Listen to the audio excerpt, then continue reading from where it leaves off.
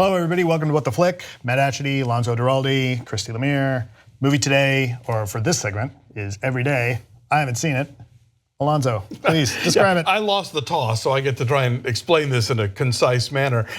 Okay, so Angourie Rice plays a girl named Rhiannon, and she has a boyfriend named Justin who's kind of a jerk. But one day, he's lovely, and they have a great day together. And then the next day, he's kind of a jerk again. And she finds out that there's actually this sort of ambulatory, non-gendered spirit who calls itself A, who lands in the body of a different person of their age and in their geographical area every day. And so A starts pursuing Rhiannon,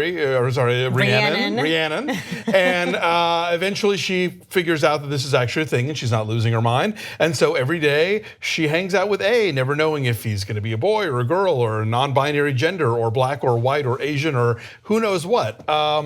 Is this a basis for a relationship? Take a look. Hey, it's me. Every day of your life, you've just woken up and Just tried to live that day for that person. that sounds really lonely. It isn't, because I know what makes each person different and what makes everyone the same. Why are you doing this? The day we met, I felt something I've never felt before, and I don't want to let that go. I am so proud of you. Oh, thank you. This is an interesting idea. This is a cool idea. Yes. And it's sort of like a speed dating version of Freaky Friday, right? Because every day, you don't, and I like the idea that it can be any person. And I like the overall message here about, and it sounds super corny. It's what's inside that counts. Inside that counts. And you know, it's important to get past your expectations of somebody based on their race or what they look like or whatever it is. Or their gender. Or their gender, right, because she does connect with every kind of person. Yeah. And one is a trans character, but the one there's one that's a blind character. No, yeah, he's blind. Yeah, but and they breeze past it. Like that would have been an interesting one to explore. Yeah, there are a couple of ones that you wish they had dug in deeper. You know, like the one time that A becomes like a heavyset Pacific Islander. It's the actor from Spider-Man: Homecoming. Oh, who's so great. So great. What's his name? Jacob Batalon. Yes. He's Peter Parker's best friend. Yes. He's like, so funny. That's a day when they just have a conversation. I'm like, really? They don't get to make out? Come on. Yeah. No, but it's a nice supporting cast, so that gives character actors like that a chance to shine. Yeah, no, the casting director did a great job because you have all these people who have like two scenes to play the same person that all these other people have been playing throughout the movie. This is more about, I love the idea, and the movie is interesting while it commits to the idea and the metaphor and all the things that it wants to be. And obviously it has to do a lot of groundwork to just even set up this premise because it's so wacky.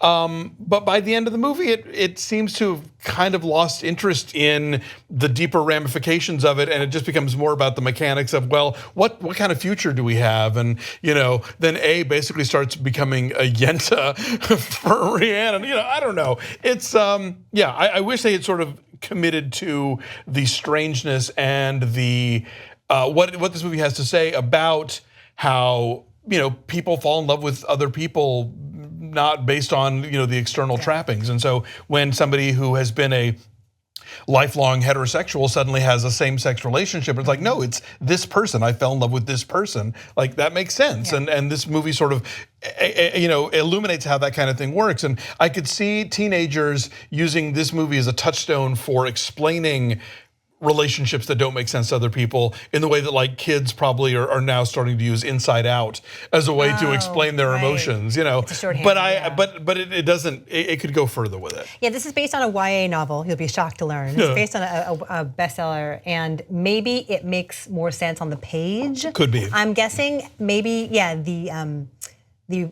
philosophy of it, or just the logistics of it rather. Maybe that makes more sense on the page because by the end, like, the way it all shakes out, there's gonna be like a missing persons case. Like there's something, it all of a sudden just goes nutty at the end, and it's supposed to be a happy conclusion. And I'm like, wait a minute, I have questions. How is this going to be a happy thing in the grand scheme of things for all of eternity. I was scratching my head. But for a while, and a lot of it is that Angourie Rice is lovely and very likable. She was Ryan Gosling's daughter in The Nice Guys. Correct. And she's also in Spider-Man Homecoming, actually. Oh, I don't remember that. She's one of the teens. Oh, and she's got this lovely screen presence about her. She's very likable.